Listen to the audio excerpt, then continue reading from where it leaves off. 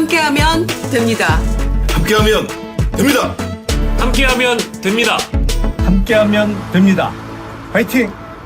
여러분 끝까지 함께 갑시다. 함께하면 됩니다.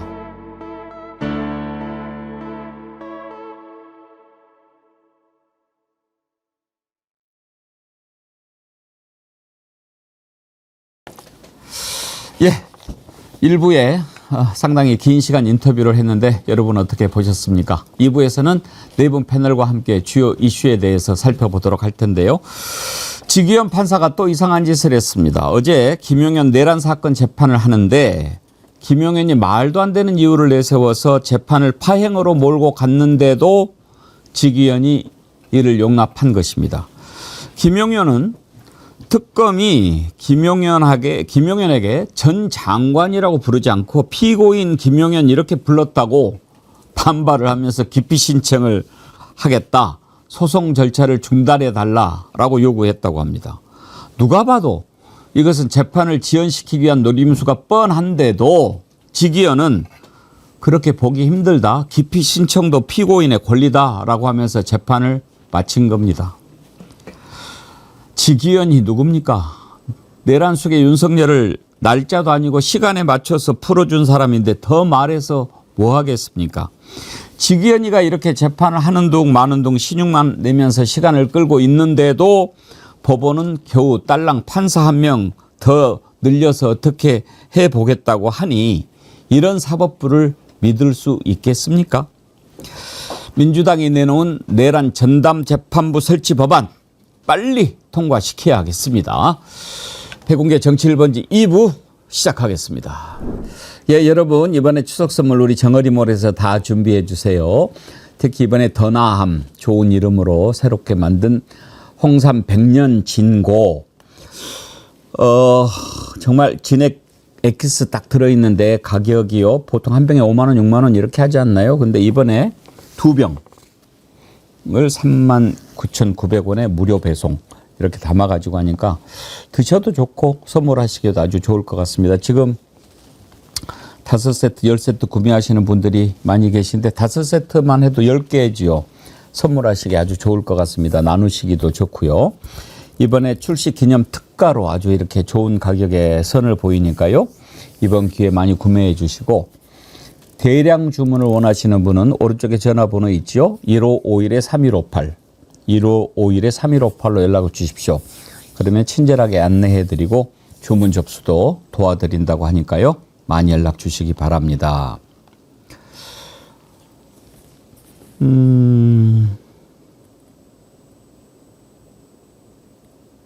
예.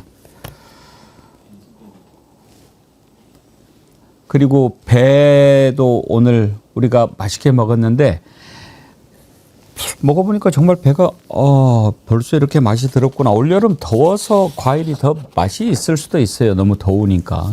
그런데 제가 먹어보니까 크기는 정말 굵고 크고 오늘 깎을 것만 아니라 배 크기도 보여줄 걸 그래도 다음 주에 한번 보여드리도록 합시다. 이렇게 해서 이 신고배도 과일 선물 세트 포장 예쁘게 해서 드릴 수 있으니까요. 이거는 가격이 안 나오나요? 가격을 표시를 홈페이지에 가면은 있겠죠. 다음 주에 좀 다듬어서 여러분께 안내해 드리도록. 여기 있네. 5kg에 39,900원. 예. 배 가격이 저 정도면은 참 그래요. 이번에 추석 선물 정어리몰에서 준비하시는데 큰 문제 없으실 거예요. 좋은 제품 싸게 준비하도록 했으니까요. 이거 좀 금요일이니까 오늘 먹방은 우리 정어리몰이 이번에 추석 선물로 준비하고 있는 가운데서 골랐는데 이 배 아주 맛있어요. 그리고 그 앞에다가 홍삼 100년 진고 하나씩 놔드렸는데 이거 제가 선물로 드리겠습니다. 와, 감사합니다. 이거는요, 그 배를 먼저 드시고 그 다음에 100년 진고를 드시는 게 좋아요. 왜냐하면 100년 진고가 워낙 진하니까. 시작부터 먹방입니까? 뭐 또 불만이세요? 뭐 할 거예요? 아니 시작부터 하셔가지고 갑자기 주로 말미했던 걸로 알고 있는데 먹방을. 시간은 먹방을 벌써 하고 있을 시간이에요. 이럴 줄 알았으면 소주 한 병 갖고 올 걸 그랬습니다. 배에다도 소주를 뭐. 그래도 우리 저 박영식 앵커가 예. 뭐 드실지 아시네. 네. 이거를요 예. 직접 떠서 한번 드셔봐요. 이게 얼마나 우리가 이게 농축액이잖아요. 제가 여러분께 또 자랑하고 싶은 게 이 홍삼 백년진고가 일반 시중의 홍삼 제품보다 훨씬 함량이 높아요. 그래가지고 제가 마셔봤더니 깊이가 보통 깊이가 아닌데 아, 홍삼의 함량이 훨씬 예, 더 많다는 예. 말씀이신 거죠? 비노스 사이드. 가지고 이렇게 이렇게 떠서 그냥 드셔도 돼요. 오. 예, 2부 함께 하실 네 분 패널 소개하겠습니다. 김영남 전 의원님 어서 오십시오. 네, 안녕하세요. 탄탄TV 김종욱 민주연구원 부원장님 네, 반갑습니다. 안녕하세요. 김유정 전 의원님 오늘은 노란동백입니다. 네, 안녕하세요. 박영식 시사에서 함께합니다. 어서 오십시오. 네, 안녕하세요. 반갑습니다. 일부 인터뷰 혹시 보셨나요? 네, 저희는 예, 조금 다 숙제를 또 이미 좀 주셔가지고. 나 힘들었는데요. 김유정 의원님 어떻게 보셨어요? 그래서 이렇게 공식적으로 뭐 유튜브나 뭐 방송에 이렇게 출연해서 본인 얘기를 한 건 처음 아닌가요? 저는 다른 방송을 다른데 제가 한 번은 나왔다고 그러더라고요. 아 그래요. 잘 모른 또 때가 때이닌 만큼 지난번 최근에 이제 조희대 대법원장 사인 회동 이슈도 있고 그래서 벽오동 심은 뜻은 무엇인가 오늘 왜 이분이 출연하셨나 이런 얘기 궁금했는데요. 뭐 전반적으로 좀 신뢰성이 좀 저는 좀 떨어져서 일감은 가장 중요한 것은 진실을 얘기하느냐 아니냐 그 문제입니다. 아니겠습니까? 예. 우리 박영식 앵커도 이렇게 진행을 오래 해보셨는데 오늘 보면서 김충식 원장이 얼마나 진실을 얘기했다고 생각합니까? 글쎄요, 제가 판단하기에는 그 시청자분들과 이제 국민들이 알고 싶어하는 진실의 반의 반도 언급이 되지 않았다는 생각이 드는 대목은 아까 이제 끊임없이 백운기 앵커께서도 질문을 했던 부분은 노상원을 모른다. 그러게요. 라는 그 대목은 사실 TV도 본다라고 이제 본인 입으로 직접 얘기를 예. 하시더라고요. 근데 아니 더군다나 노상원 수첩에 이렇게 자기가 전기가 나오고 막 이런 것까지 보도가 됐잖아요. 그렇죠. 예. 근데 이제 기본적으로 TV를 보면 뭐 관심은 없다. 언론에 보도되는 내용에 대해서는 큰 관심은 없다라고 얘기하지만 TV를 보면 나오는 것들에 대해서 자신이 민감하게 반응할 건 또 선택적으로 반응한단 말이죠. 예를 들면 최혁진 의원과 관련된 것들. 근데 노상원은 또 모른다라고 얘기를 한다라는 게 저는 유리한 것만 뭐 취하려고 했던 태도가 아니었겠는가. 자신이 얘기할 수 있는 한도 내에서 딱 배리어를 세워놓고 그 이후에는 절대로 공개하지 않는 그런 모습이었다라고 봐가지고 반에 그 진실에도 다가가지 못한 것 같다라는 건 좀 아쉽습니다. 제가 오늘 인터뷰를 하면서 이제 원래 인터뷰할 때는 가급적이면 선입견을 버리고 그 사람 얘기를 들어봐야 되는 거니까 궁금한 거 이런 거 저런 거 다 물어봤는데 저라고 왜 느낌이 없겠습니까? 그런데 이제 예를 들면 눈동자가 흔들린다든지 뭐 좀 태도라든지 이런 것을 보면 진실인가 아닌가 짐작은 할 수 있는데 김진성 아냐 이렇게 물어봤거든요. 김진성 이제 이재명 대통령 테러했던. 근데 그때 반응이 매우 특이했어요. 김진성 모르는데 나중에 이 사람입니다. 근데 왜 김진성을 물어봤냐면 이 수첩에 다이어리에, 예. 아산 대방 부동산 7억 세계로 교회 소년보복세 이렇게까지 써 있었거든요. 예, 손목사요. 그게 이제 화제가 됐는데도 모르시는. 모른다. 알겠죠. 왜냐하면 그렇게 계속 그 앵커께서 질문을 하니까 이들이 뱅뱅 돌린 거잖아요. 그러다 나중에 그 땅이 되게 넓어서 내가 자주 가볼 수가 없어서 관리인 중에 김진 뭔가 이렇게 얘기를 하는 걸 보면 제가 볼 때 그 부분과 관련해서 말을 할 수 없는 상황이고 계속 질문을 하시니 그런 식으로 애들로 뒤로 뺀 것 같다는 느낌이 드는데 아니 다이어리에다가 본인이 지금 기억 안 나는 거잖아요. 제 느낌이 어떤 거였냐면 특검에 출석해서 피의자가 검사한테 조사받을 때 자기에게 가장 불리한 내용들에 대해서는 기억이 안 난다. 계속 추궁을 하니까 그 김진성이라는 사람의 이름은 모르겠는데 관리를 했던 어떤 사람 이름이 김진 뭔가 한다라는 식으로 되돌려가는 느낌들이 들었고 또 하나는 노용래 자기 전시회에다가 4명의 장성, 그러니까 예비역 장성 3명이고 본인만 현역 장성일 때도 축하금을 집어넣어서 봉투에 이름까지 줘서 전달을 했잖아요. 아, 그럼 현역 장성이 그 정도까지 할 때에는 뭔가 서로 아는 관계가 있고 그런 신뢰 관계가 있으니까 그 축하금을 보내는 거지 거기다 그냥 일부러 보내진 않았을 거라는 생각이 들기 때문에 전 노상원을 모른다는 얘기도 거짓말이고 그래서 여기서 나와서 자기한테 불리한 사람은 기억이 안 난다. 모른다라고 얘기하고 제가 제일 저기 했던 건 나는 건전하다. 나는 정의롭다. 나는 법대로 한다. 나는 나라에 좋은 일만 하는 사람이다. 나는 사욕을 추구하지 않는다. 내내 그 기조만 유지하는 상황이니까 나는 그런 사람이기 때문에 세상에서 얘기하는 내용들을 내가 그런 거 할 사람이 아니야 라고 하는 그냥 그 기조만 오늘 내내 읍조리다 간 거예요. 나머지는 특검 조사 받는 것처럼 난 기억 안 나요. 생각 안 나요. 잘 모르겠어요. 그래서 댓글 보니까 많은 분들이 엄청 예, 아니, 화가 나셨던 것 같더라고요. 예. 속상한 예. 댓글 반응이 많이 올라와서 왜냐하면 이제 속 시원하게 근데 어떻게 우리가 속 시원하게 제가 그렇게 했습니다. 뭐 이렇게 그쵸. 이야기할 거라고 저도 기대 안 했어요. 근데 다만 이제 지금 얘기 나왔던 것이 조이대랑 한덕수랑 정상명 만났는데 거기에까지 이름이 등장을 해서 그건 이제 여러 가지 지금 뭐 논란이 있습니다만은 그랬나 하는 거 물어봤고 최은순 내연남이라고 알려져 있는데 지금 이렇게 쭉 얘기하는데 뭐 내연남인지 뭐 그런 내부 사정이 우리가 어떻게 알겠습니까만은 매우 가까운 사이였다라고 하는 것은 인정을 했고 김건희는 어떻게 됐느냐라고 하는데 안 만났다. 그리고 대통령 된 뒤에 또 윤석열도 안 만났다라고 하는데 약간 좀 주저하는 머뭇거리는 뭐 그런 모습. 무엇보다도 김진성 아느냐 노상원 아느냐라고 하는데 전혀 모른다고 했던 부분. 그런 부분들은 제가 조금 받아들이기는 쉽지 않았는데 검사 출신 김용남 의원이 보시기에 진실에 어느 정도 접근한 것 같았습니까?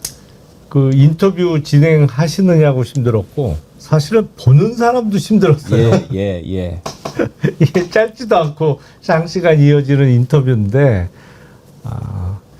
글쎄 뭐 크게 기대를 안 했습니다만 뭐 혹시나 했는데 역시나 였던 거죠. 뭐 그 진실성을 느끼기는 대단히 어려웠고 사실은 저런 사람을 상대하는 건 역시 말은 별로 이렇게 들을 필요가 없을 것 같고 역시 돈의 흐름이라든지 맞습니다. 아니면 본인이 작성해 놓은 메모나 이런 물적 증거를 찾아가는 방법밖에는 없어 보여요.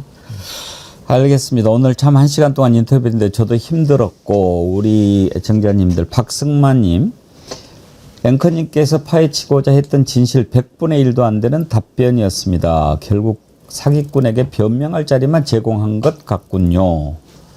보스형님 TV님 다시는 저런 자 마이크 주지 마세요.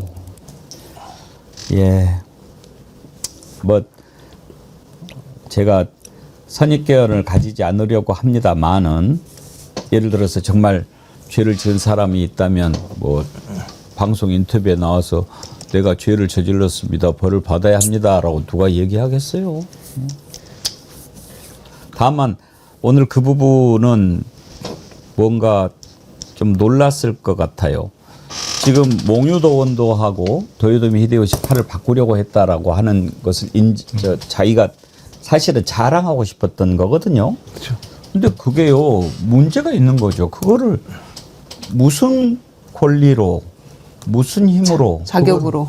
자격을 할 수가 있나요? 그러니까요. 그리고 또 사적으로 간 거잖아요. 예. 그러니까 그 대통령 부인의 친오빠라는 사적 라인을 통해서 일종의 로비를 했다라고 볼 수밖에 없는 측면이고 그 부분에 대해서 외교부 장관도 전혀 인지하지 못했다라는 얘기를 들어보면 저는 그쪽 라인으로 뭔가 대단히 여러 가지의 일들이 비합법적으로 진행됐다라고 하는 하나의 근거로도 오늘 방송에 나온 내용들을 활용할 수 있다는 생각이 들어서 이게 다 나쁘다고만 볼 수 없다. 그렇죠. 나중에 특검이나 이렇게 조사할 때 그러니까 보면 인터뷰라고 하는 것은 그럼요. 그렇거든요. 그냥 질문하고 답을 듣는 거죠. 뭐 어떻게 만드는 거겠습니까? 다만 이제 쭉 그게 보면 앞뒤가 안 맞는 부분이 나오고 뭐 이렇게 하다 보면 이제 나중에 판단하게 되는 건데 조태호 외교부 장관 답변하는 거 들어보면은 이상합니다. 이상합니다. 그건 좀 그렇죠. 그렇게 한단 말이에요. 그런데 본인은 김건희 편대로 아무것도 아닌 사람이라고 하는데 아무것도 아닌 사람이 일본과 한국의 주요 국가문화재급, 국보급을 이렇게 맞바꾸는데 나가서 한다? 가능합니까? 불가능하다고 생각이 들고요. 실제 그걸 가능하게 만든다고 하더라도 그것이 바람직하다고 생각할 국민들이 뭐 몇이나 되겠습니까? 게다가 일본이 소유하고 있는 우리의 국보를 자신이 갖고 있는 모르겠습니다. 그게 일본이 어느 정도로 실제 진품인지를 확인했는지도 모르겠고 그 도요토미 히데요시가 썼다라고 하는 그 칼 자체가 몽유도원더와 맞바꿔지는 대단한 보물인지는 제 개인적으로 모르겠으나 그 일반 개인이 그게 가능하다고 하면은 마치 애국심에 나라를 위한다는 명분이나 그 애국심을 빙자로 해가지고 어떤 일이든 벌일 수 있는 나라가 되는 거 아니겠습니까? 그건 뭐 아까 우리가 잠깐 화면에서 만나봤던 당시 외교부 장관이나 또 이제 민주당의 김성환 의원의 문제 지적과 문제 의식이 매우 타당한 거여서 오히려 이런 자리에 나와서 뻔뻔하게 본인은 칭찬받을 일을 했지 전혀 욕먹을 일이 아니라고 얘기하는 게 굉장히 좀 당황스러웠습니다. 제 개인적으로는. 이희영님이 나갔다가 다시 들어왔네요. 속이 터질 것 같아서. 아이고 예 그래요. 뭐 인터뷰를 들으면서 참 답답하셨겠죠. 저도 좀 힘들었는데 자 일단 이제 가장 요즘에 관심을 모으고 있는 특검 전담 재판부 설치법과 관련해 가지고요. 일단 민주당이 당론은 아니라고 하지만 발의를 했어요. 여기에 대해서 지금 이제 김당은 반발을 엄청나게 하고 그뿐만 아니라 이제 사법부에서도 일단 이렇게 발의하기 전에 어떻게 해보려고 뭐 재판부 1명 늘린다. 1명, 법판사 1명. 김영남 의원님 25부에 지금 25부가 재판하고 있잖아요. 네. 거기에 판사 1명 넣으면은 엄청나게 달라집니까? 글쎄요, 뭐 엄청나게 달라진다고 보기는 어렵죠. 보통 그러니까 3인 합의부로 운영을 하다가 한 명 더, 배석 판사를 한 명 더 증원해서 4인 재판부로 운영하겠다는 취지잖아요. 예. 근데 요번에 추가된 판사가 별도로 재판을 진행할 수 있는 건 아니거든요. 그러니까 재판장을 비롯한 3명에서 4명으로 늘어난 재판부가 한 몸처럼 재판을 해야 되는 건 맞는데 다만 내란 사건 말고 일반 사건을 그 증언되는 판사에게 준다니까 이른바 판결문 작성 부담은 조금 줄어들 수 있겠죠. 딴 사람들은. 예. 근데 어차피 재판을 들어갈 때 다 같이 들어가야 되기 때문에 그렇게 크게 달라진다고 보기는 좀 어려울 것 같습니다. 근데 겨우 내놓는다는 대책이 판사 1명 더 추가해 줄게. 이거 가지고 막을 수 있다고 생각하는 걸까요, 김유정 의원님? 그러니까요. 그거 왜 이제 와서? 그렇죠. 예. 뒷북치는 것처럼 이제 와서. 그동안에는 그렇게 아우성을 했잖아요. 그러니까 우리가 주장했던 게 뭡니까? 주기현 재판부에 대한 불신. 그리고 왜 이렇게 만만디로 가는 것이냐라는 것에 대한 비판의 목소리가 높았죠. 국민들의 우려도 매우 크셨고. 그래서 신속하고 공정한 재판을 위해서 과연 법원은 사법부는 어떻게 이 국민적 불신을 해소하고 대책을 세울 것이냐. 뭐 대안을 내놔봐라. 이렇게 계속 얘기했는데 그동안에는 아무 얘기가 없었잖아요. 그러다가 내란 전담재판부 얘기가 나오니까 갑자기 주기현 판사가 12월까지는 일단 1심 끝낼 거야. 막 이렇게 얘기했잖아요. 그러니까 우리의 우려는 이러다가 풀려나는 거 아니야 1월 달에? 그런 걱정 때문이었는데 갑자기 이제 여기저기서 그 비판의 목소리가 높으니까 대책이라고 내놓은 게 그럼 1명 추가. 이 사람이 일반 사건만 전담하게 할게. 나머지 기존의 3사람은 특검 그 사건만 맡고 형사재판만 내란 사건만 이제 이렇게 내놓은 것인데 이걸로 해소가 될 것인가. 그냥 뭐 엄발을 오줌 누기 식으로 그냥 1명 더 추가 이렇게 해서 이 문제가 해소될 건 아니잖아요. 왜냐하면 아까 처음에 말씀하신 대로 주기현 그 재판부에서 어제 김영현 재판도 하는데 이거는 뭐 간이 기각이라도 시켜서 이렇게 문제 제기하는 거 어차피 재판 시간 끌고 지연하려고 하는 꼼수라는 거 누가 봐도 다 아는데 왜 간이 기각 안 하고 그거 수용해서 그냥 재판 종료하느냐. 그러니까 1명을 추가해도 이런 식으로 재판을 끌어가면 이게 하세월 되는 거 아닙니까? 그러니까 근본적인 문제 해결이 안 되는 거고 근본적인 신뢰 회복도 안 되고 있는 사안인 거죠. 그렇죠. 그리고 지금 우리가 직위원회의 의지를 의심하는 거지. 직위원회가 뭐 시간이 부족해서 지금 저렇게 재판하는 겁니까? 어저께도 김용현 재판을 하는데 김용현 전 장관이라고 안 부르고 김용현 피고인이라고 불렀다고 땡깡을 놓으면서 나 재판부 바꿔줘 이랬다는 거 아닙니까? 그러니까 그래 재판부 기피 신청도 권리지 하고 받아들여 가지고 재판을 끝냈다는 거예요. 이게 그러니까 이제 그 내란 재판부의 고질적인 문제점이라고 보고 저는 이번에 이 뭐 김건희 특검, 뭐 3특검 다 마찬가지겠습니다만은 특검의 이 피의자들을 대상으로 또 피고인들을 대상으로 왜 이렇게 우리 법은 관대한가라는 생각을 늘 하게 됩니다. 이 뭐 김용현 같은 피고인이 만약에 현실에 이제 우리 일반인들이 이런 재판에 회부돼서 재판을 받는다라고 한다면 저런 식의 땡깡이 재판정에서 통하기나 하겠습니까? 그리고 이번 특검 수사에도 마찬가지겠습니다만은 사회 기득권층이라고 불릴 만한 사람들이 대부분 특검의 소환 조사에 응하지도 않고 세 차례나 오라고 했는데도 불구하고 나타나지도 않고요. 계속해서 고집을 부리면서 수사를 지연시키고 재판을 지연시키는 모습을 계속해서 보여주고 있는데 정말 분노스럽고 두 번째는 사법부가 고작 이 재판부에 판사 한 명을 붙여주면서 재판부가 그간 업무의 부담 완화가 있었고 신속하고 공정한 재판을 위한 방안이라고 얘기를 했는데 그렇게 업무가 많은 양반들이 휴가를 다녀옵니까? 이게 국민들이 다 볼 줄 몰라서 이런 얘기를 안 하는 게 아니고요. 기사를 볼 때마다 정말 이 사법부가 대한민국에 있는 사법부인지 다른 나라의 사법부인지 분노할 수밖에 없는 것이고 지금 이 문제의 본질은 지휘원이라는 한 사람에 대한 신뢰 이 재판을 신뢰할 수 있는가의 문제여서 국민들이 지금 걱정하시는 거는 12월까지 재판을 끝낸다고 했는데 12월에 국민들이 응당 기대하시는 그 재판 결과가 안 나온다라고 하면 그때 가서 이거 누가 책임을 지는 거냐? 이런 이제 목소리가 높아지고 있는 거죠. 글쎄요. 지금 직위원뿐만 아니라 조이대에 대해서도 국민들 신뢰가 이미 바닥에 떨어졌는데 사실 조이대가 한덕수를 만났든 안 만났든 조이대가 어떤 식으로 했는지는 우리가 다 알고 있잖아요. 근데 사법부가 이렇게 사법부가 스스로 개혁하는 모습을 보이면 특검법도 다시 생각해 볼 수도 있겠지만 이걸 개혁안이라고 내놨다는 게 한숨 나오는 거죠. 저 개혁안이 아니죠. 제가 볼 때는 지금 사법부도 정무적인 판단을 하는 것 같다. 판사 하나 늘려서 문제를 풀 수 있다라고 판단한 것 자체가 좀 문제라는 생각이 드는데 계속 사법부는 삼권 분립을 얘기하면서 사법권의 독립을 얘기하는데요. 사법권 독립을 지키려면 아주 단순합니다. 설명을 하면 돼요. 니네들이 12월 4일 날 저희 내란에 대해서 명확한 입장을 밝히지 못한 이유가 뭐야? 그 다음에 3월 7일 날 직위원 판사가 말도 안 되는 형태로 윤석열을 탈옥시킨 과정 이후에 그 재판부를 계속 유지하는 이유가 뭐야? 그 다음에 또 하나는 5월 1일 날 이재명 그 당시 대표에 대해서 유죄 취지의 파기환송을 했는데 정말 니네들이 이틀 동안 7만 페이지를 다 읽고 9일 만에 12명 중에서 10명의 대법관이 이 2심에서 무죄를 판결한 걸 그 짧은 시간 동안에 유죄로 결정을 하게 된 배경이 뭐야?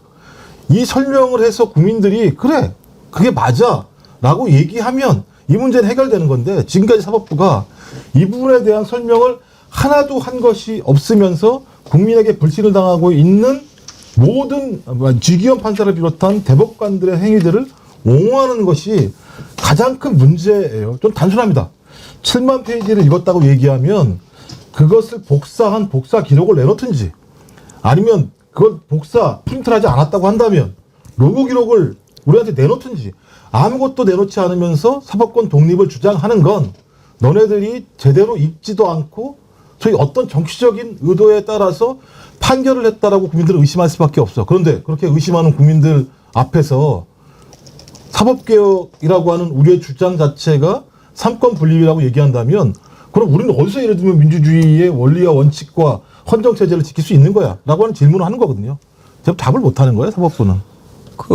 지금 이제 민주당에서 국정농단 전담재판부 설치법을 발의를 했는데 이 내용 한번 짚어보죠. 김용남 의원님. 네.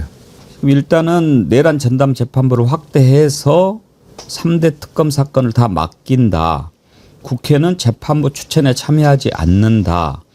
이런 내용이 주요 내용이고 또 재판 중계를 의무화하고 뭐 나중에 이제 사면 복권도 안 되는 거 이것도 담겨 있던데 이 법안에 대해서 어떻게 생각하십니까? 사실은 이런 건 처음 해보잖아요. 예. 그러니까 우리가 이제 과거에 반민특위가 있었고 뭐 4.19 직후에 3.15 부정선거 관련한 게 있었고 뭐 그 비슷한 게 이제 많이 보면 3번 아니면 그 5.16 이후의 거는 제외하면 이제 2번이 있었던 건데 그때는 사실은 헌법에 그 부칙 정도에는 근거 조항을 만들어서 우리가 했단 말이죠. 그래서 그때는 아예 위헌 관련한 논란이 없었고 이번에는 헌법에 어떤 근거 조항이 들어가는 건 아니고 법률의 형태로 하는 건 이번에 처음인데 솔직히 말씀드리면 논란은 있을 것 같아요. 이게 확실하게 위헌이다? 이거는 저는 그건 아닙니다. 근데 처음 해보는 거 보니까 지금 원래 재판부 구성할 때 추천위원회를 구성할 때 국회 몫이 있었잖아요. 근데 국회 몫에 대해서 논란이 있으니까 그걸 빼고 법무부에서 그 한 사람을 추천하기로 바꿨단 말이죠. 근데 그건 제가 보기에 국회에서 추천하는 것보다 더 이상해요. 솔직히 법무부에서 추천하는 건. 이게 미국 같으면 맞아요. 미국 같으면 논란이 될 게 없어요. 왜냐하면 미국은 상당수의 판사들은 사실은 선거로 뽑습니다. 예. 우리식으로 따지면 이제 각 지역에 주 관련된 주 사건을 재판하는 판사들은 선거로 뽑혀요. 연방 판사는 대통령이 임명하는 자리입니다. 근데 대통령이 임명하는 연방 판사는 사실은 법무부가 관리하는 거예요. 그러다 보니까 법무부 추천이 이상하지 않은데 우리나라는 사실은 법무부는 거의 검찰하고 그 동일시되는 측면이 좀 있거든요.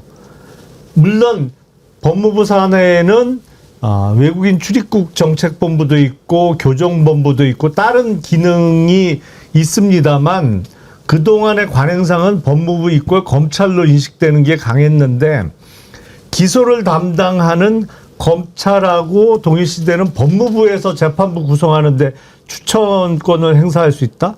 이게 조금 이상한 거예요. 그래서 저는 그 개인적으로는 이 법안을 좀 많이 검토하고 가다듬어야 될 것 같아요. 저도 비슷한 생각인데요.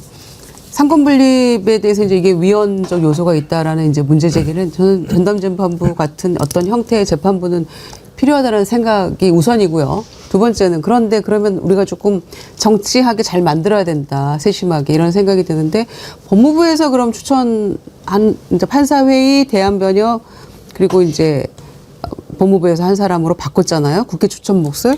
그럼 이거는 또 괜찮은 것인가라는 문제제기가 있을 수 있어요. 그런 점에서 만약에 이제 전담재판부를 통과시켜 설치가 됐어요. 한다고 쳐요. 그러면은 만약에 피고인 측에서 이의 제기해가지고 이거 헌재로 가져간다. 그럼 헌재에서 결과가 나올 때까지 재판이 중단되잖아요. 이제 그렇게 해서 늘어지는 문제에 대해서도 우리가 좀 고려를 해야 되고 그 고민들을 다 담아내는 그런 좀 중간에 과정 작업이 좀 필요할 것 같다는 생각이 들고요. 이게 일단은 당에서 이제 특검 TF 중심으로 해서 발의를 한 건데 당론은 아니다. 이제 당에서 이렇게 얘기는 하고 있어요. 근데 이 과정에서 조금 아주 세밀하게 잘 살펴서 우리가 괜히 뭐 하나 꼬투리 잡혀서 되치기 당하는 일은 없어야겠다. 적어도 매우 필요해서 사법부의 불신이 해소가 안 되니까 당장 필요한 거여서 설치를 하는 거를 만들어가는 과정에서 우리가 놓치는 부분이 없는가는 조금 봐야 될 것 같아요. 지금 논란이 될 만한 부분들이 몇 가지가 있기는 있어요, 박영식 앵커님. 네. 뭐 이제 그 위헌성이 소거돼야 된다라는 부분에 있어서만큼은 저도 사실은 우리 김유정 의원님이나 김용남 의원님의 동의를 하는데요. 이게 자칫 잘못하면은 언론도 지금 거의 이제 프레임화 되어 있는데, 전담재판부 내지는 특별재판부가 위헌이냐 아니냐에 대한 논의만 상당 부분 길게 지리하게 이끌고 가다 보면 이 사태가 발생한 어떤 근원과 본질에 대해서 우리가 놓칠 때가 있습니다. 근데 이 본질은 뭐냐면 결국 제도 개혁을 하겠다라는 이 배경에는 인적 청산이 이루어지지 않았기 때문에 제도 개혁을 지금 국회가 시도를 하는 거거든요. 인적 청산이란 문제는 조희대 대법원장이라는 이 대법원장 그리고 지기현 판사라는 이 두 사람이 사실상 우리 국민들의 염원인 내란 진압과 종식의 응하는 결론을 내지 못할 거라는 두려움이 있기 때문에 결국 제도 개혁을 하겠다고 나서게 된 거거든요. 그래서 위헌과 합헌에 대한 부분은 당연히 국회 차원에서 당연히 모든 요소들은 다 소거가 되고 위헌 요소가 없어야 될 것이고 김유정 의원께서 걱정하시는 것처럼 나중에 만약에 재판받는 피고 측에서 이거 이제 무효다. 이 재판은 완전히 무효라고 이제 신청을 하게 되면은 완전히 이제 상황 자체가 꼬여버릴 위기가 또 있다 보니까 지금에서는 국회가 해야 될 일은 제도 개혁도 하지만 다른 한편으로는 문제의 본질인 직위원과 조의대를 어떻게 할 것이냐에 대한 부분에 선택과 집중을 할 필요도 있겠다라는 말씀을 좀 드리겠습니다. 그러니까 이제 왜 이런 얘기가 나오느냐 하는 거 아닙니까? 일단 조희대가 하는 게 그렇고 직위원이 하는 게 그러니까 이런 말이 나오는 건데 지금 보면 조희대, 한덕수 뭐 이제 거기에 정상명, 뭐 김충식 막 이렇게 들어가니까 그런데 적어도 한덕수하고 조희대하고 뭔가 짬짬이가 있지 않고는 그런 일이 있었겠습니까? 그러니까 저희가 이제 그 만나고 안 만나고 문제를 떠나서 그 당시에 맨 처음에 대법관들에게 배정된 그 대법관 같은 경우는 이 사건, 이재명 대표 사건과 관련해서 무죄로 판단했던 건데 그걸 갑자기 전원 합의체로 전환을 시키고 그다음에 조희대가 기일을 이틀인가로 지정을 하고 난 다음에 그 지정을 해서 바로 판결을 내리고 난 다음에 판결을 내리기 직전이죠. 직전에 말씀하셨던 것처럼 한덕수가 대선 출마를 예고하고 그날 판결이 나온 날 3시에 판결이 난 다음에 4시에 권한대행을 그만두는 일이 벌어지고 그 다음날 대선 후보로 출마 선언을 하는 일련의 과정을 보면 한덕수가 이런 판결 일정을 알지 못하고는 그런 행보를 할 수 없다라고 하는 의구심이 너무나 많이 있는 상황이었기 때문에 저는 둘 간에 어떤 커넥이 있었던 거 아닌가라는 거 하나 하고 또 조희대 대법원장의 최근 입장문을 본다고 하더라도 그 내용 자체가 본인이 매우 결백하다라는 입장인 건지 아닌지에 대해서도 여러 가지 의구심이 날 만한 내용들의 입장문이 존재하잖아요. 그리고 말씀하셨던 것처럼 소위 이것이 위헌적인가 아닌가는 미래의 문제잖아요. 제정되기 이전에 제정된 이후의 문제일 수 있는 건데 전 그 이전에 말씀하셨던 것처럼 왜 법원은 직위원에 대한 감사 결과를 공개하지 않는가? 이 과거의 문제니까. 또 하나는 왜 조희대를 비롯한 대법관들의 판결에 대해서 법원 내부에서도 그런 판결이 지금까지 없었잖아. 그럼 이 설명을 해야 되는 거죠. 이 설명이 된다면 소위 민주당이 주장하고 있는 새로운 입법 내와 관련해서 그 논쟁 자체가 상당히 정치적으로 무리하다는 얘기가 나올 수 있을지 모르겠습니다만 만약 이 두 가지에 대해서 설명을 하지 못한다면 사법부가 앞으로 판결을 내리는 거에 대해서 국민들이 신뢰를 얻을 수 없잖아요. 그런데 이 재판이 하필이면 내란 재판인 거 아니겠습니까?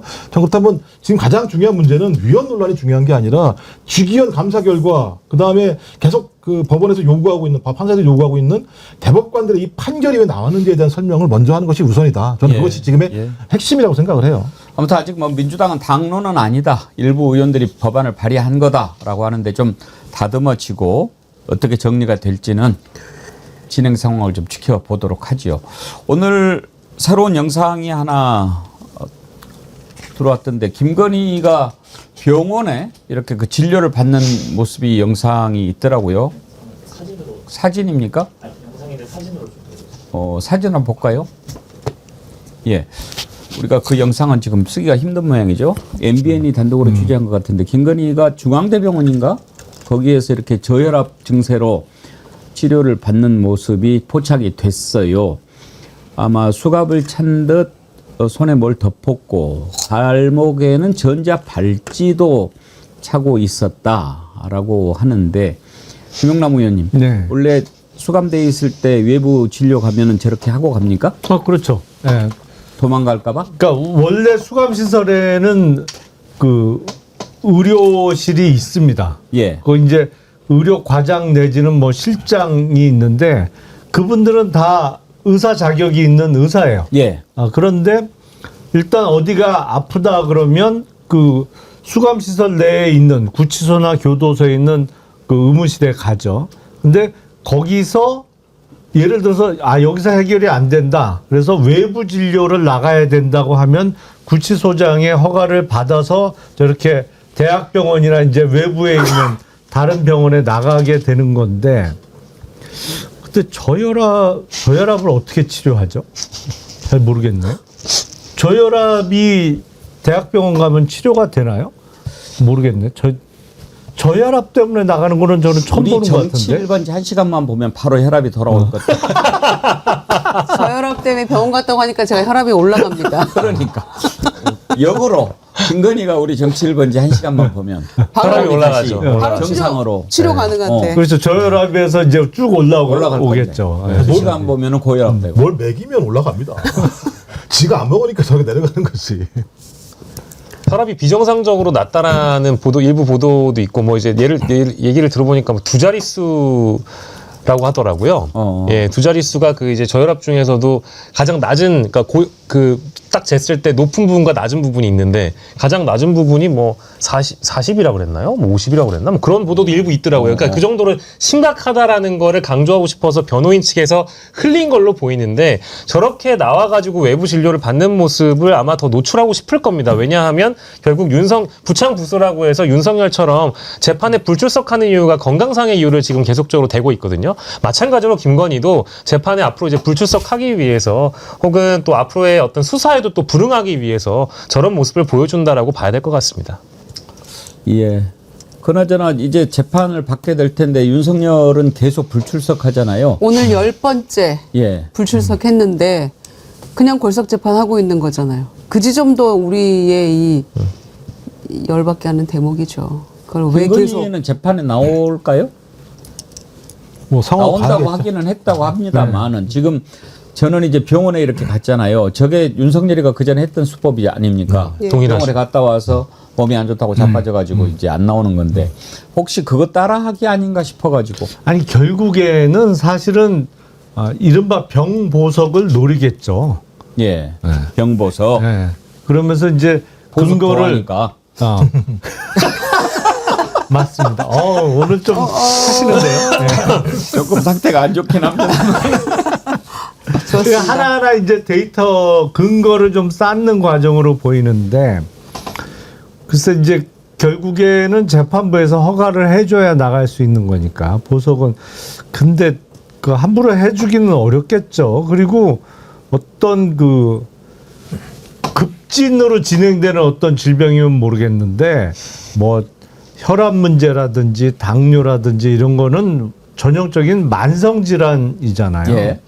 만성 질환은 그렇게 보석으로 허가해 주기가 어렵습니다.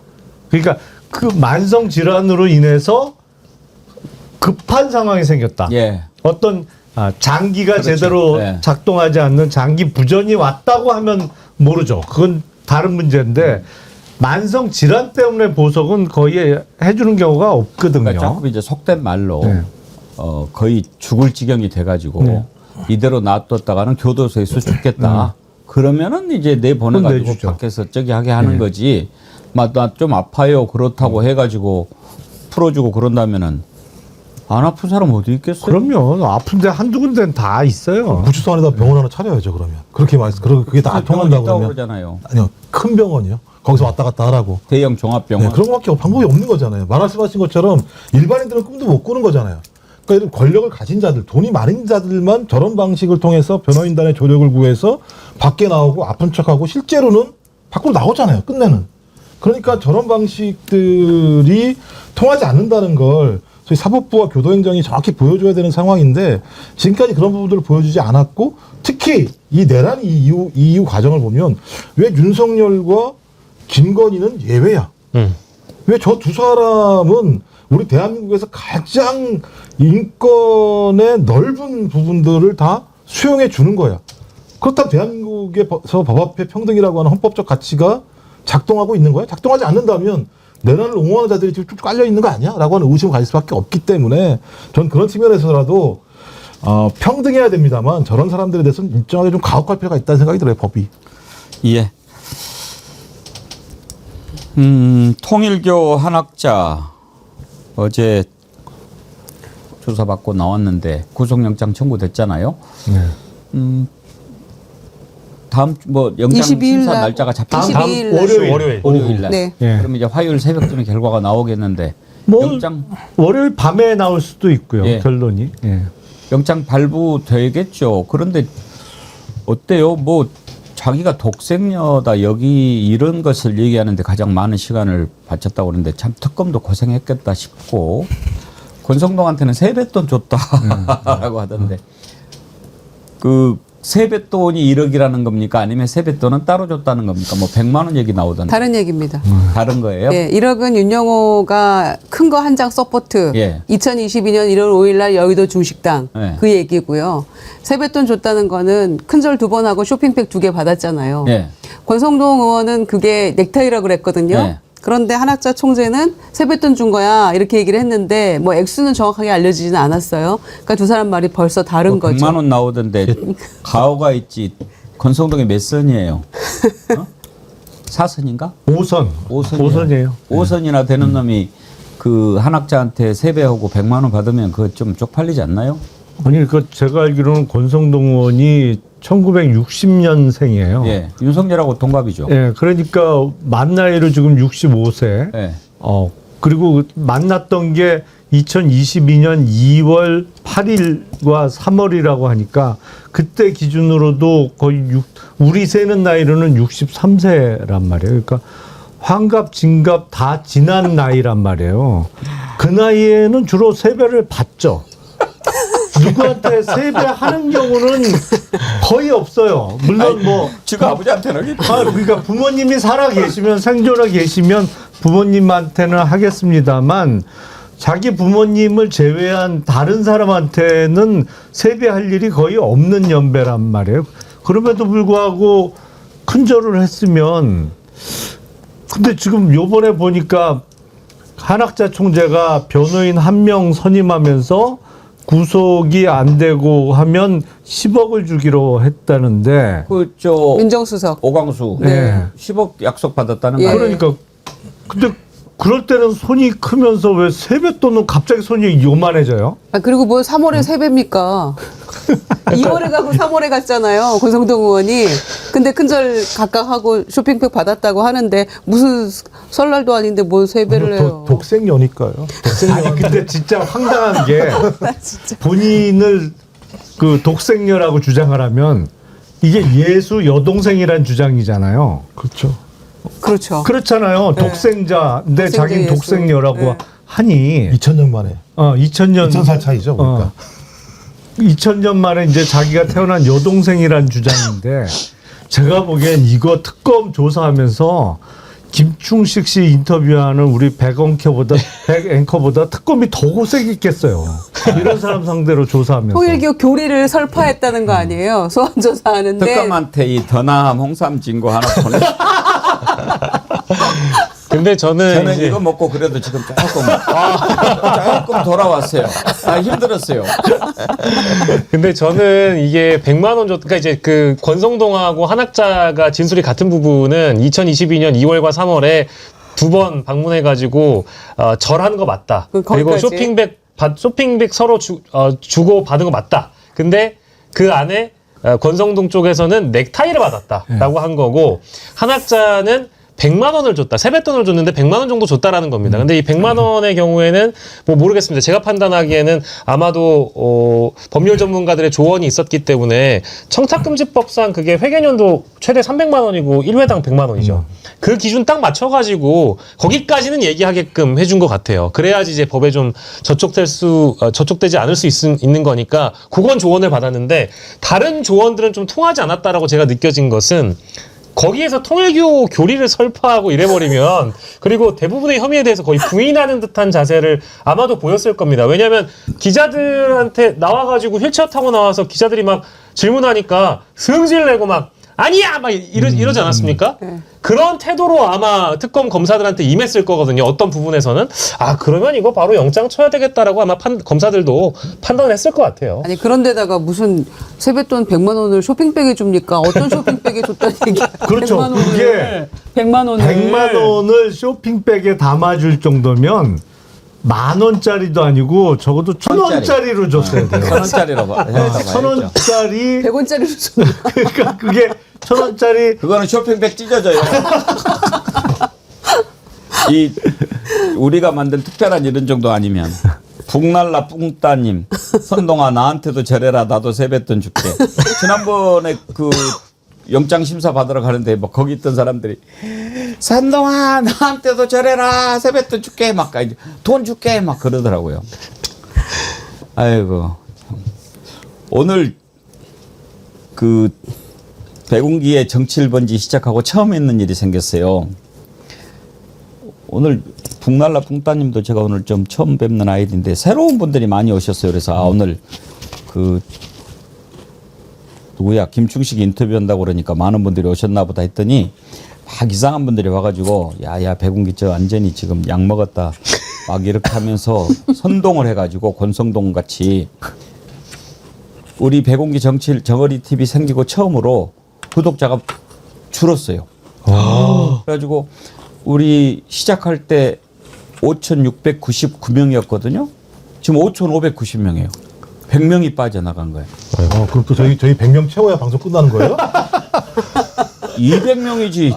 그렇군요. 죄송합니다. 그렇게 화까지 내실 거는 또 건전치기 안 되죠. 근데 이거는 제가 보기에 그 뭔가 좀 다른 이유가 좀 있을 것 같아요. 그 부분은 우리 박영식 앵커님이 좀 아실라나? 김충식 씨를 이제 만나게 된 게 그 전에 최혁진 의원 인터뷰를 했어요. 최혁진 의원 인터뷰를 했는데 최혁진 의원이 갑자기 녹취를 이렇게 준비했다고 들어봤는데 거기에 강진구 기자가 김충식이 쉴드를 친다. 이렇게 열린 공감인가? 거기는 이제 뉴탐사라고 들었습니다. 뉴탐사가 강진구 기자. 예, 맞죠. 그러니까 열린 공감에서 예. 강진구 기자가 뉴탐사의 강진구 기자가 예. 김충식을 쉴드를 친다고 하고 아. 공격을 하니까 예. 강진구 기자가 좀 반론을 예, 인터뷰 하셨잖아요. 하고 싶다 그래가지고 예. 인터뷰를 했잖아요. 그러면서 이제 김충식에 대해서 이렇게 이제 이야기를 하니까 우리가 이제 기자로서 한번 취재를 해보면 어떨까 만나서 진짜로 이 사람이 그러이러한 일을 해낼 만한 위인인가 아닌가를 한번 보려고 어제 이렇게 만났거든요. 만났는데 제가 이제 거기서 제안을 했어요. 그러면 한번 우리 프로그램에 나와서 한번 입장을 한번 밝혀볼래? 우리로서는 이제 화제 인물이니까. 그랬더니 의외로 그렇게 하겠다고. 그래서 이제 오늘 인터뷰를 잡은 거거든요. 그런데 이제 오늘 올라온 글들의 많은 부분들이 그런 얘기를 해요. 그러니까 열린 공감하고 뉴탐사하고 뭐 좀 다툼이 있나요? 뭐 아주 오랜 기간 뭐 원래는 시민 언론 덧탐사로 시작을 했다가 이 회사 내부에서 벌어진 이제 갈등 때문에 어찌 보면 이렇게 쪼개진 상황이라고 하는데 회사의 주인이 누구냐를 두고 이제 서로 갈등을 빚어서 지금은 이제 아예 다른 길로 간 걸로 알고 있습니다. 그러니까 우리 그런 것에 이제 관심도 없고 뭐 저는 정말 쳐다보지도 않는데 이제 그러다 보니까 오늘 김충식 나오니까 이제 또 막 갈라진 쪽에서 막 그렇게 서로 막 공격하고 이러면서 그럴 수 있겠네요. 저런 것 같은데 왜들 그래요? 왜들 그래? 아마 서로 이렇게 뭐 싸우고 그럴 게 뭐 있나요? 근데 요즘에 이제 그런 건 있는 것 같아요. 곽상원 의원이 계속 지금 그 김어준 공격을 하더라고요. 근데 곽상원은 그 점은 문제가 있더라. 뭐 자기도 김어준 뉴스공장에 출연을 했더만. 네, 출연했죠. 그래놓고 자기는 선거 총선 전에 출연을 해놓고 9월부터로 딱 기점을 잡아가지고 출연한 사람들이 이 사람들이고 뭐 그런 식으로 비판을 하던데 그건 어떤 차원에서 봐야 돼요? 저 뭐 문제 제기나 어떤 언론 환경에 대한 비판은 뭐 누구나 할 수 있는 거죠. 근데 이제 저도 후에 알았습니다만 이제 곽상원 의원의 주장이 이제 처음에는 이제 많은 분들의 이목을 끌었던 것도 사실이고 일부 공감을 받았던 것도 사실입니다만은 아까 말씀하셨던 부분 중에는 실제 이제 곽 의원 본인께서도 후보 시절에 뉴스 공장의 어떤 혜택을 좀 받은 바가 있다라고 한다면 그 주장이 좀 일부 또 퇴색되지 않겠습니까?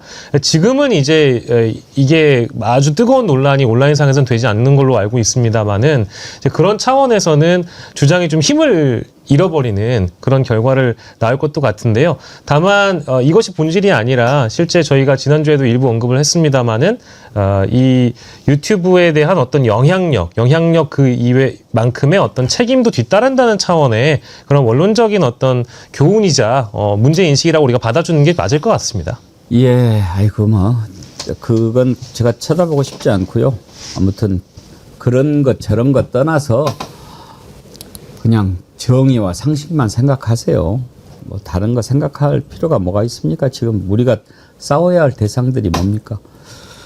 근데 지금 통일교 어차피 이제 교주가 무너지면은 통일교도 흔들거릴 텐데 문제는 이게 단순히 그 돈 주고받고 이런 걸로 끝나는 게 아니고 지금 압수수색을 했는데 통일교 교인 가운데 국민의힘에 입당한 사람이 11만 명? 12만 명이라고 12만 명. 네. 이것도 아직 지금 다 밝혀진 게 아니잖아요. 그렇습니다. 예. 그런 정도면은 그야말로 12만 명이면 10%입니다. 10%. 10% 예. 선거 결과를 좌우할 수 있는 수준 아닌가요? 그렇죠. 왜냐하면 이렇게 특정하게 들어간 사람들은 오더가 가능한 사람들이거든요. 우리도 다 오더를 내리면, 근데 저런 사람들이 전체적으로 투표하게 되면 50% 넘는 경우가 많지 않아요. 그러니까 당내 선거 같은 경우는. 그러면 다시 따지면 20% 정도의 지분을 갖게 된다는 것이고 20%가 특정한 후보에게 투표를 집단적으로 하게 되면 전체 선거 과정들을 좌지우지할 수밖에 없는 건데 지금 이 12만 명이라고 하는 것이 전체에서냐 아니냐 이런 논란도 있습니다. 왜냐하면 이게 추출해낸 내용 자체, 그 업체로부터 추출해낸 내용 자체가 전체 명단을 보고 한 거냐 아니냐라는 또 논란이 있기 때문에 한쪽에서는 12만 명 이하 언더가 될 거라고 얘기하는 사람도 있습니다만 만약 전체를 다시 한번 조사하게 되면 훨씬 더 많을 거다. 근데 그 이유는 2021년도 같은 경우도 2달 만에 20만 명 정도의 당원이 늘었거든요. 전 그래서 이건 조사를 해야 되고 정당법 위반이든 정치자금법 위반이든 어떤 형태로든지 처벌을 해서 정당이 이런 종교집단 또는 특정한 조직과의 연계를 통해서 특정 후보가 왜곡된 선거를 통해서 권력을 대의하는 형태를 막아내야 되는 중요한 사례이기 때문에 저는 이번 수사 조사는 좀 끝장을 봐야 되지 않을까 생각이 들어요. 이건 대선 자금이라든지 선거법이라든지 이런 것과 바로 연결되는 사안 아닙니까? 그러니까 우리는 어떤 선거를 앞두고 뭐 물론 그게 당내 경선까지 포함해서 어떤 집단적인 입당을 통해서 특정 후보를 지지하기 위해서 그런 일을 벌였다 그러면 그 사전 선거 운동으로 볼 여지가 있기 때문에 선거법 위반의 문제가 있을 수 있고 또 우리 정당법에는 정당의 가입은 자유로운 의사에 의해서 정말 개인의 자유로 이루어져야 되는데 누구의 지시 내지는 명령에 의해서 집단적으로 입당이 이루어졌다고 하면 정당법 위반의 문제가 또 생기거든요. 예. 근데 지금 국민의힘은 전체 당원이 500만 명이다라고 주장을 하는데 그건 제가 보기에 그러니까 민정당 시절부터 가입했던 사람들의 총합이 500만 명쯤 될 거고 그러니까 그중엔 돌아가신 분들도 상당히 많을 거예요. 이게 당원 명부가 제대로 정리가 안 돼 있거든요. 근데 의미가 있는 것은 당내 경선 때 투표권이 주어지는 이 당비 내는 당원, 그 국힘 쪽에서는 책임 당원이라는 표현을 쓰는데 책임 당원은 대략 70만 내지 80만 정도 될 겁니다. 그러니까 그 투표권이 주어지는 책임 당원 중에 통일교에서 집단적으로 입당이 이루어진 사람이 몇 명이냐? 그걸 가려내야 되겠죠. 알겠습니다. 오늘은 여기까지 하도록 하죠. 북날라 뽕따님 또 보내셨네. 배군기 선생님 용산역에서 뵌 적 있습니다. 꽃다발 들고 계셨죠. 용산역에서 제가 꽃다발을 언제 들고 있었을까요? 김영일님, 존경하는 배군기 선상님, 쇠주 좋아하시는 김종욱 선생님, 이쁜 광주 떡 확시 유정 누나, 안철수 도플갱어 박영식 에디터님, 관절 나이 20살 이건 아니죠 김영남 상님. 이건 뭐예요? 네? 관절 나이. 관절 나이 20살 이건 아, 아니죠. 예. 제가 다른 유튜브 채널에서 거기 광고를 하는데 거기에 이제 그 관절 그런 그 광고를 한 적이 있어요, 제가. 아, 광고 모델로. 예, 예. 오. 그러면서 이제 나이가 어떻게 되냐 그래서 제가 이렇게 20대 이렇게 한 적이 있거든요. 근데 이제 그게 관절 나이가 20대라는 의미였는데 아마 그거를 기억하시고 그렇지 않아도 우리 더 나함 광고 모델 지금 한 분 알아보고 있는데 도전해 보실 의향 있나요?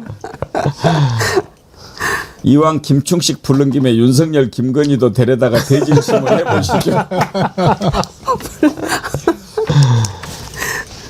금은 쌀락비님, 뭐 어려워 이렇게요. 뭐 욕설이 좀 많이 있어서 이건 패스하고. 하태룡님, 김박박디라라님, 영희님은 일본에서 앵화를 2,000행이나 보내주셨네요. 최영태님, 김민선님, 구름이님, 오늘 방송 실망입니다. 저런 분을 모셔서 시간 낭비하느니 현장에서 고생하신 한두자니 TV, 나두잼 TV 등 유튜브 분들 초대해서 응원 한마디 하시는 게 더 좋을 듯 싶네요. 구름이님 의견 알겠습니다. 한두자니 TV가 그 아까 제가 권성동 세배 절에 뭐. 나한테 잘해 돈 줄게 했던 분이 한두자니 TV라고 그러더라고요. 예, 그러더라고요. 저도. 한두잔이는 무슨 뜻이야? 한두잔 이건가? 한 잔이 두 잔이? 그러니까 술? 그래요? 긴 하루님, 도자기 명인 돈 주고 샀는지 물어봐 주세요. 도예가라면서 도자기 만드는 거 아무도 본 적 없고 딴 데서 제작해서 싸게 들여와서 고위급들한테 선물한 경위도 물어봐 주세요. 김충식 씨 추하합니다. 이것도 사실은 좀 더 물어보고 싶은 마음도 들었어요. 왜냐하면 도자기, 도예가라고 그러더라고요. 도자기를 만드는데, 근데 이게 이제 자기가 만든 도자기라고 그러는데 어디서 만드냐 그랬더니 송파에서 만든다고 그랬어요. 아니 이천에 이렇게 뭐 도자기 그렇죠. 굽고 도가 이런 이게 데서 있어야 하는 거 되니까. 아니냐 했더니 그렇게 안 한다고. 그러면 어디에서 있냐고. 거기 건물 3층에 가마가 있다는 거예요. 아니 가마를 거기서 할 수 있는, 요즘에 전기 가마가 잘 나와서 그걸로 된다고 그러던데 그런가? 아, 그건 약간 이해가 안 되는 게 그 자기를 굽는 가마가 제가 알기로는 적어도 800도에서 1200도까지 올라가야 되거든요. 건물에서 그걸 하면 다 녹아요. 그 정도 온도가 올라가면 그걸 버틸 수가 있나요? 그게? 글쎄, 적어도 도자기 그리고 진짜 좋은 도자기 굽는 사람들은 전기가마 안 쓰죠. 지금도 이렇게. 그렇죠. 그럼요. 전통적인 방식으로 해야 되는 거죠. 근데 거기서 한다고 그러더라고요. 도자기가 아니라 보자기 아니에요? 아이고 또 제가 이걸 잘 모르는데 뭐 본인이 그렇다고 그러는데 뭐 뭐라고 하겠어요. 근데 본인이 도자기를 만든다고 합니다. 건물 내에서 가마를 설치하고 도자기 굽는다는 얘기는 제가 처음 듣는 얘기인데요.